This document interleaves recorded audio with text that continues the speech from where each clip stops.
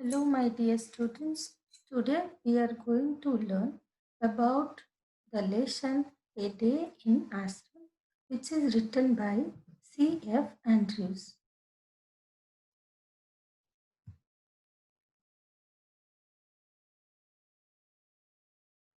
This is the picture of C.F. Andrews.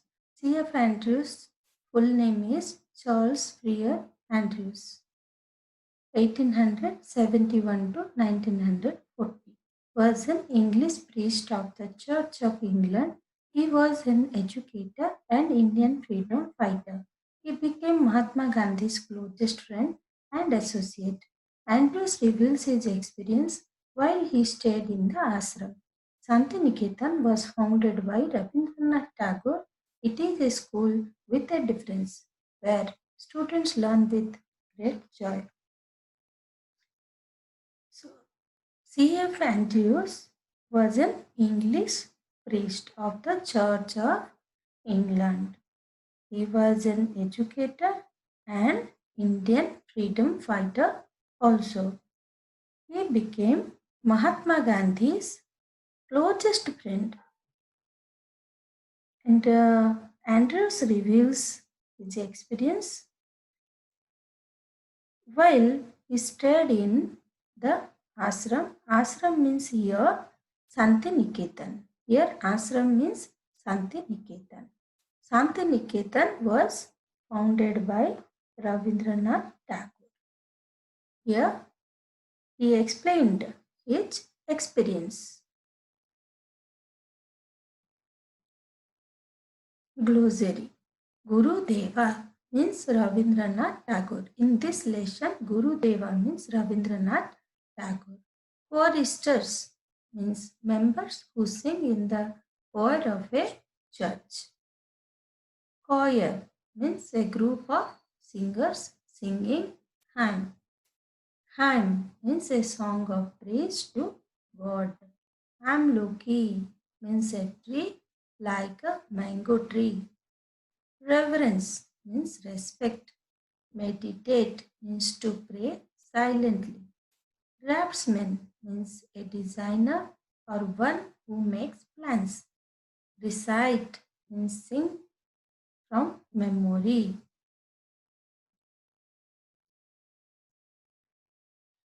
This is the picture of Shantiniketan.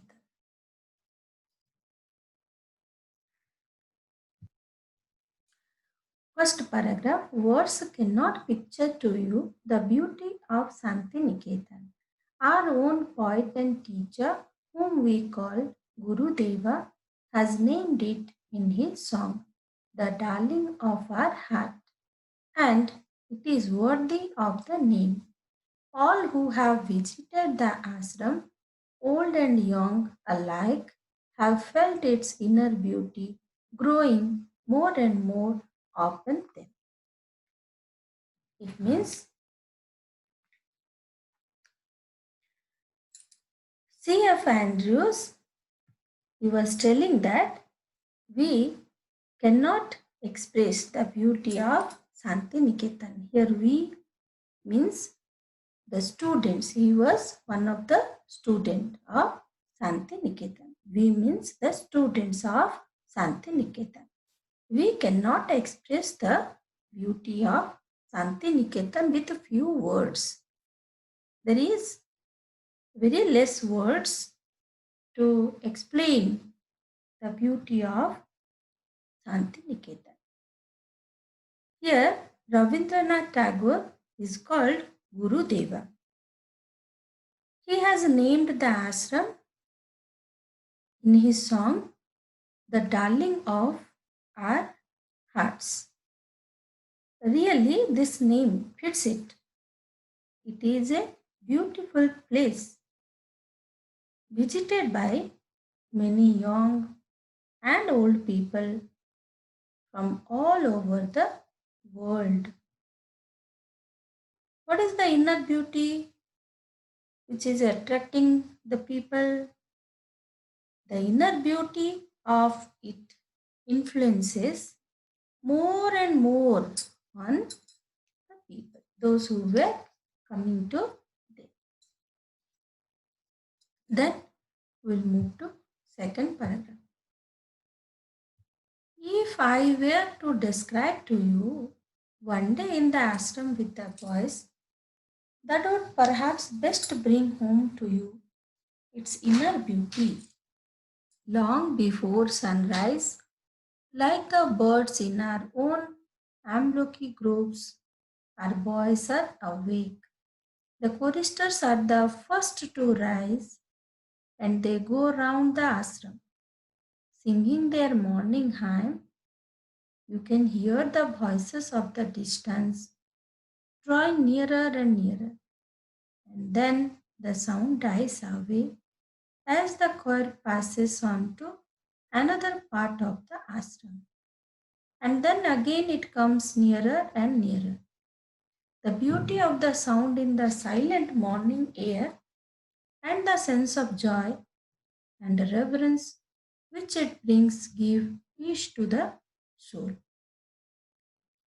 Amloki groves. This is the picture of Amloki groves. This is the fruit. This is the tree. Here, this is the picture of choristers. In the morning time, they sang morning hymn and they walk around the ashram. Now we will discuss second paragraph. Here, the author describes the inner beauty. First paragraph we learnt that people they came and they were attracted with the inner beauty of the ashram. And in the second paragraph, he explained the inner beauty of the ashram. What is that? The inner beauty of the ashram when he stays there. He was there with many boys. Before sunrise, like the birds in their own amloki groves, the boys awake. The choristers, these are the choristers. The choristers are the first to rise. The boys go round and singing their morning prayer in the ashram. All can hear the voices in the distance, drawing nearer and nearer. Then the sound dies away. As the choir passes onto the another part of the ashram, and again it comes nearer and nearer. The beauty of the sound in the silent morning, it has given peace and soul to the people, those who were staying in the ashram. Then, next paragraph. After an interval, each boy takes his asan, his square carpet, into the field and sits down on it to meditate in his own place alone. Later on, before the schoolwork begins, the boys all stand together in the shade of the trees and sing their hymn. Here you see, under the tree, people are doing meditation. This is third paragraph. After that, each and every boy, after the morning prayer and all, each and every boy takes his carpet into the field and sits on that and they meditate. Then all the boys they stand together and sing their hymn. They sing their hymn under the tree. First meditation, then after they sing their hymn. Next, paragraph 4. Till about 10:30, the work of the school goes on. We have no classrooms.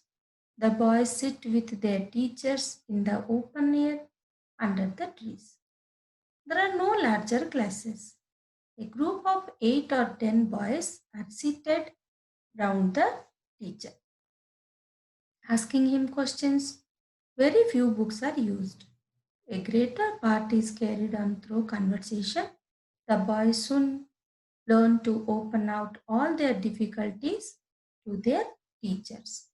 And the teachers get keenly interested in the boys' questions and answers. Such living education can never be dull. In the ashram, they have no classrooms. The boys sit under the tree in the open air. The students sit around the teacher. The number of students are 8 or 10, not more than that. Number of students are 8 or 10. They are very interested in asking questions. Even teachers are much interested in the boys' questions and answers. The classes take on through conversation. There were good conversation. The boys learn to open out all their difficulties to their teachers. So, in this way, their all that doubts were clarified by the teacher. Next, we'll move to paragraph number 5. When the morning work is over, the boys bath and go to their meal. About 2 o'clock in the afternoon, the classes begin again, but at this time, the work is chiefly with the hands as well as with the mind. Handiwork is practiced, and the boys' own natural tastes are very soon discovered. Some prefer carpentry, others prefer mechanical work, others enjoy spinning, hand weaving, others become skilled draftsmen or painters, others are musicians. Here, what we learn, students? After the morning work, the boys bath and go to their mill. At 2 o'clock, the classes begin again. But in the afternoon session, there were no classes. In this class, the importance is given for learning by doing. In the afternoon session, the importance was learning by doing. They learn carpentry, mechanical work, spinning, weaving, painting, and music also. So why different hand works were there? Because they will be engaging in that work where they have interest. The boys enjoy with the natural things. Next, paragraph number 6. There is very little book work in the afternoon. School is over at about 4 o'clock. And then there is a rush to get first into the great open fields for football. Our Shantiniketan boys are famous everywhere for their sports and games. In the evening at sunset, they return from the field and sit down once more for a short time to meditate in silence. Next, book work is less in the afternoon session. As I told you, book work is very less in the afternoon session. The school completes at 4 o'clock. They play football and other games also. They learn many physical exercises. They are famous in sports and games. Again, after the sunset, they return back and meditate silently. Next, as night comes, fairy tales are told, short dramas are recited, our Gurudeva's songs are sung, and different school gatherings are held. And at the night time, what they have done? They are told many fairy tales They recited short dramas and Gurudeva's song. Gurudeva's song means here Rabindranath Tagore's songs. What no, whichever the songs Rabindranath Tagore has written, and different school gatherings also that was held. Next, by 9 o'clock, all are glad to retire to rest, and again the choristers go round the ashram singing their last evening hymn. There can be no question as to the happiness of the life of our boys. Their faces tell the story of their joy and their freedom. There is no freer life in India than the life of our children at Shantiniketan. In last paragraph, C.F. Andrews said that by 9 o'clock, all are glad to retire to rest and singing their last evening hymn by 9 o'clock. They were very happy with this type of environment. Their faces tells the story of their joy and their freedom. There is no freer life in India than the life of the children at Shantiniketan. So, according to C.F. Andrews and as per his experience, we will not get this type of freer life in India.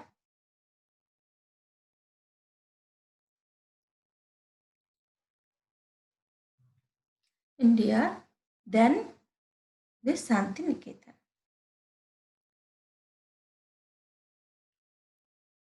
Dear students, this is the lesson A Day in Ashram. Next class, I will come with a new lesson. Till then, bye bye. Take care.